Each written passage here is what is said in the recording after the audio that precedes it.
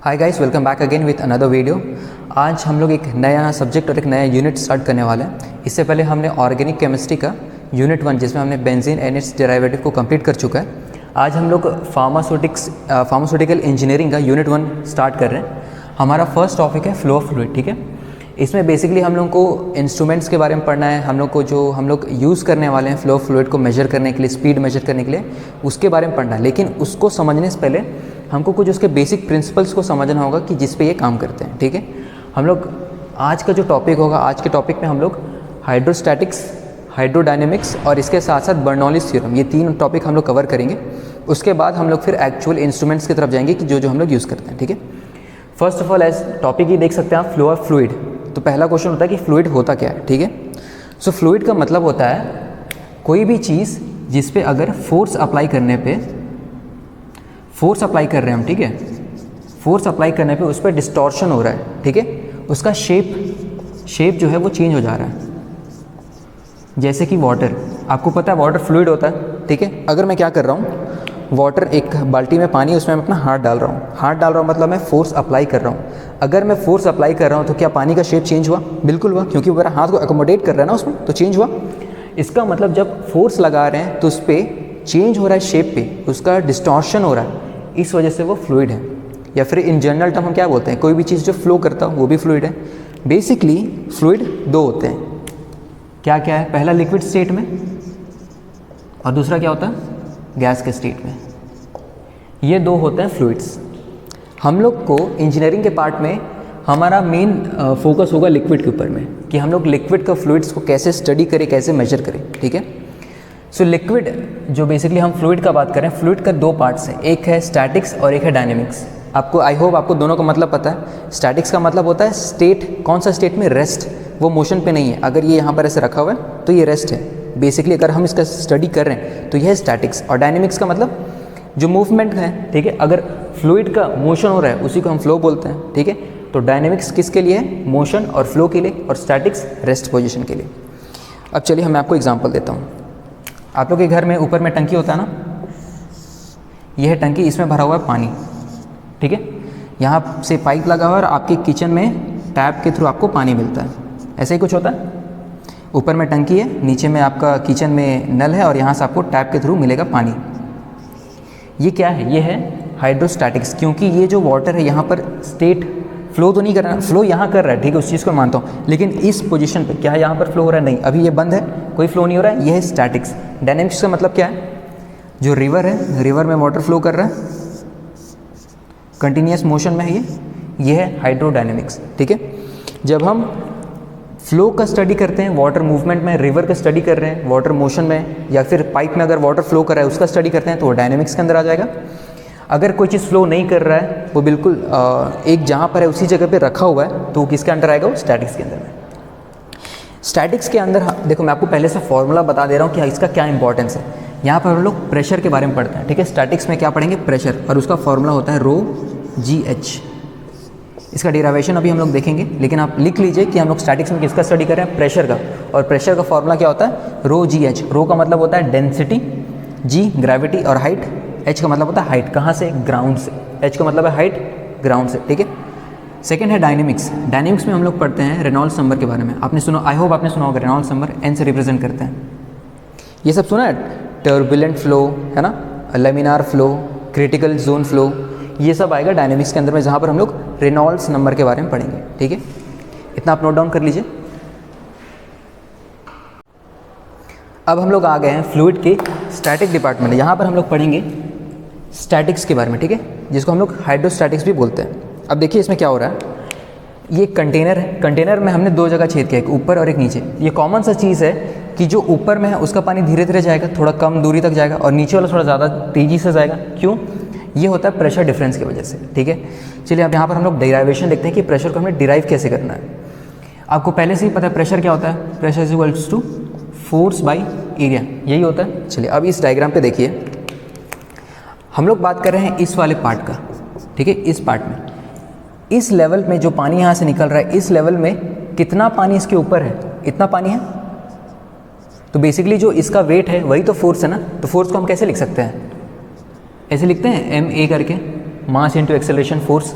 और यहाँ पर हमारा एक्सेलरेशन क्या है, ग्रेविटी। क्यों ग्रेविटी है भाई, क्योंकि ये पानी नीचे आने का कोशिश कर रहा है, यही है ना एक्सेलरेशन। ये जो पानी है वो नीचे आने का कोशिश कर रहा है, एक्सेलरेशन नीचे लग रहा है, तो एक्सेलरेशन कौन है, वो ग्रेविटी है। तो यहाँ पर हम लोग लिख दिए MA की जगह में क्या लिख दिया, ग्रेविटी। अब नीचे में है एरिया, लो बन गया ये प्रेशर का फॉर्मूला।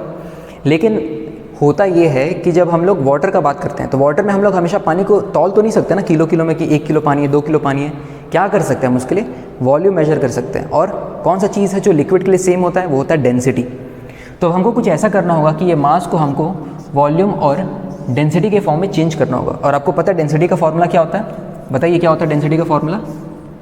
बिकॉज डेंसिटी, रो का मतलब होता है density is equals to mass by volume. तो हम मास को क्या लिख सकते हैं, mass is equals to density into volume लिख सकते हैं। चलिए इस इक्वेशन को यहाँ पर डाल देते हैं, ये हो गया इक्वेशन 1। इसको डालते हैं पहले वाले इक्वेशन में, तो प्रेशर हो जाएगा, मास की जगह इसको डाल दिए रो वी, ग्रेविटी सेम रह गया, और नीचे में आ गया ए फॉर क्या है, एरिया। ठीक है, किसका एरिया, ये जो ये है ना, ये प्लेट एज अ प्लेट आप इसको कंसिडर कर सकते हैं। बेसिकली ये ऐसा है, ये ऐसे रखा हुआ है यहाँ पर, है ना, ये जो है, ठीक है, इसका एरिया वो ए के फॉर्म में हम लोग लिखे। अब वॉल्यूम को भी हम ऐसे लिख सकते हैं, वॉल्यूम का फॉर्मूला क्या होता है, volume is equals to length into area लिख सकते हैं, ऐसे लिख सकते हैं वॉल्यूम को। यहाँ पर वॉल्यूम की जगह इसको डाल देते हैं, और ये लेंथ क्या है अपना, यही है हमारा हाइट। ठीक है, लेंथ ही है हमारा हाइट। तो यहाँ पर प्रेशर हो जाएगा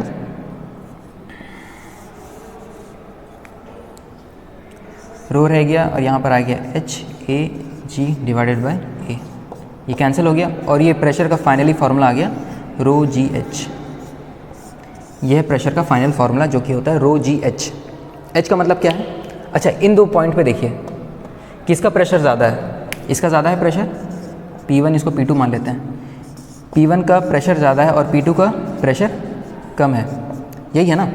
हाइट को देखिए किसका हाइट ज़्यादा है, P1 का हाइट ज़्यादा है कि H1 का हाइट ज़्यादा है। हाइट कहाँ से देख रहे हैं हम लोग, ये डायग्राम में गलती हुआ, हाइट हम लोग देख रहे हैं पूरा ऊपर से, इस पॉइंट से हम हाइट देख रहे हैं ये, ठीक है, और एक हो जाएगा ये। P1 के लिए हाइट है H1, मतलब ऊपर सरफेस से लेकर के जहाँ पर होल है, ऊपर सरफेस से लेकर के होल कितना हाइट है H1, ठीक है, और ऊपर सरफेस से इस वाले होल को, ऊपर वाले होल का, इसका हाइट कितना है H2। अब मेरे को आप ये बताइए कि प्रेशर किसका ज़्यादा है, ऑब्वियस सा बात है P1 का प्रेशर ज़्यादा है। क्यों ज़्यादा है, क्योंकि इसका हाइट ज़्यादा है। और देखिए प्रेशर हाइट के प्रोपोर्शनल है, pressure is proportional to height, है यार, वही चीज़ यहाँ बता रहा है कि मतलब अगर ऊपर से डेप्थ बढ़ेगा, हाइट बढ़ेगा ऊपर से, तो प्रेशर वैसे ही बढ़ते जाएगा। अब बताइए कि इस कंटेनर में प्रेशर सबसे कम कहाँ पर होगा, उसके सरफेस पे, क्योंकि यहाँ पर H क्या है, 0, मतलब सरफेस से डेप्थ कितना है, सरफेस पे ही बात करें तो H 0 हो गया, तो प्रेशर सबसे कम, और प्रेशर कितना हो जाएगा, 0। मैक्सिमम प्रेशर कहाँ पर होगा, बॉटम पे। क्यों, क्योंकि ये पूरा वाटर का कॉलम इस पॉइंट पे प्रेशर अप्लाई कर रहा है, मैक्सिमम प्रेशर यहाँ पर होगा। क्यों, क्योंकि यहाँ पर हाइट जो है वो मैक्सिमम है। आई होप आपको इतना समझ आ गया होगा। अब ये फ्लूइड का हम लोग का सेकंड पार्ट है, जहाँ पर हम लोग डिस्कस करेंगे डायनेमिक्स को। देखो जो हम लोग ये पढ़ रहे हैं स्टैटिक्स, डायनेमिक्स, इसका एज सच ज़्यादा कुछ इंपॉर्टेंस नहीं है डिराइवेशन बेसिस पे। हम लोग इसको इस वजह से पढ़ रहे हैं ताकि हम ये ना इंस्ट्रूमेंट्स के ऊपर अप्लाई कर सकें। आगे हम लोग इंस्ट्रूमेंट्स पढ़ने वाले हैं, उसके ऊपर इनका एप्लीकेशन है, इस वजह से हम इसको रिवाइज कर रहे हैं बेसिकली। तो देखते हैं रेनॉल्ड्स डायनेमिक्स में क्या होता है। डायनेमिक्स का मतलब होता है कि जैसे अगर ये पाइप है, ठीक है, पाइप को हम लोग कंसिडर कर रहे हैं, यहाँ पर पाइप में वाटर फ्लो कर रहा है। अब ये फ्लो हो कैसे रहा है, अगर मान लीजिए पानी एकदम स्मूथ निकल रहा है, मतलब डिस्टर्बेंस नहीं है लेयर पे, ठीक है, एकदम स्मूथ पानी निकल रहा है। और एक और कंडीशन होता है जिसमें जो पानी होता है पूरा एकदम ऊपर नीचे छींटा मार मार के निकल रहा है, ऐसे छींटा मार मार के पूरा निकल रहा है, ठीक है, ये। और एक कंडीशन है ये स्मूथ बाहर निकल रहा है। ये दोनों को ये जो ऊपर है ना, इसको बोलते हैं स्ट्रीम लाइन, या फिर इसको ये भी बोलते हैं viscous flow, stream line flow, ठीक है। जिसमें होता ये है कि जो वाटर है वो बिल्कुल एक फ्लो में बाहर निकलता है। इसमें क्या होता है, लेयर्स का बीच में जो डिफरेंस होता है वेलोसिटी का, वो डिफरेंस 0 होता है। और टर्बुलेंट में क्या होता है, इसमें तो पूरा बिल्कुल हर लेयर अलग वेलोसिटी से जा रहा है, एकदम ऊपर नीचे जा रहा है, पानी बाहर निकल रहा है तो छींटा मार मार के निकल रहा है। ये इसको बोलते हैं टर्बुलेंट फ्लो, ठीक है। इसी चीज़ को डिस्कस करने के लिए एक एक्सपेरिमेंट होता है जिसको हम लोग बोलते हैं रेनॉल्ड्स एक्सपेरिमेंट, ठीक है। उसमें उन्होंने क्या किया था कि जो पाइप था पाइप में उन्होंने एक कलरफुल वाटर अप्लाई किया, ठीक है, एक साइड से कलरफुल वाटर डाला और इधर से नॉर्मल कलरलेस वाटर को फ्लो किया। तो उन्होंने देखा कि एक पर्टिकुलर वेलोसिटी पे जो कलर्ड वाटर है वो बिल्कुल स्ट्रेट जा रहा है, ठीक है। मान लीजिए कुछ वेलोसिटी था v, इस वेलोसिटी तक जो ये पानी था कलर्ड वाटर वो बिल्कुल सीधा सीधा जा रहा था। अगर इससे कम था वेलोसिटी तो भी सीधा जा रहा था और एक इस पर्टिकुलर वेलोसिटी तक वो डिस्टर्बेंस नहीं आना था। लेकिन जब इस वेलोसिटी को इससे v से बढ़ा दिए, ठीक है, और वेलोसिटी को बढ़ाते गए तो ये कलर वाटर में डिस्टर्बेंस आ गया। इससे क्या पता चलता है कि जब वेलोसिटी हमारा कम था तो उससे स्ट्रीमलाइन फ्लो था, विस्कस फ्लो था, मतलब लेयर्स के बीच में कोई मिक्सिंग नहीं हो रहा था।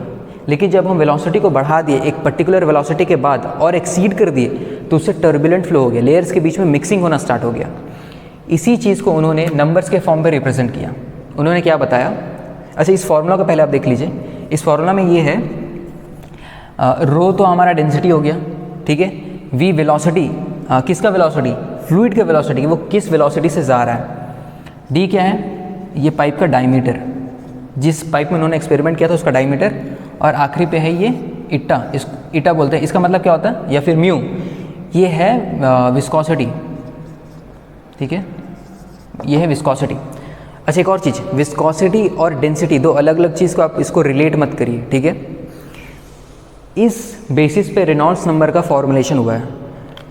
ये आपके लिए ज़्यादा इंपॉर्टेंट नहीं है, न्यूमेरिकल्स वगैरह का कोई प्रॉब्लम नहीं है यहाँ से। बेसिकली आपको इस चीज़ को याद रखना है कि अगर रेनॉल्ड्स नंबर 2000 से कम हो, ओके, 2000 ये नंबर है, यूनिटलेस नंबर होता है, इसका कोई यूनिट नहीं होता है। अगर 2000 से कम है रेनॉल्ड्स नंबर, इसका मतलब कौन सा फ्लो होगा, इसमें होगा स्ट्रीमलाइन फ्लो, ठीक है। 4000 से ज़्यादा है, देखो 2000 4000 से ज़्यादा हो गया तो इसमें हो जाएगा टर्बुलेंट फ्लो, ठीक है। और अगर इसके बीच में हुआ, मतलब 2000 से तो ज़्यादा है लेकिन 4000 से कम है, इसको बोलते हैं क्रिटिकल फ्लो। मतलब एक ऐसे कंडीशन पे है अगर हम उससे ज़्यादा बढ़ गए तो वो टर्बुलेंट हो जाएगा, और क्रिटिकल फ्लो से कम होंगे तो वो हो जाएगा हमारा streamline flow. So this was all about the flow of fluid. हम लोग नेक्स्ट वीडियो में डिस्कस करेंगे बर्नौलीज थ्योरम को, लेकिन आप इसको अच्छे से याद रखिए, फॉर्मुलास वगैरह ज़्यादा इंपॉर्टेंट नहीं है, ये पार्ट इंपॉर्टेंट है और ये फ्लो, ठीक है। आई होप आपको इतना समझ आ गया होगा। Thank you for joining us, this is me David Kisku and I will catch you in the next one.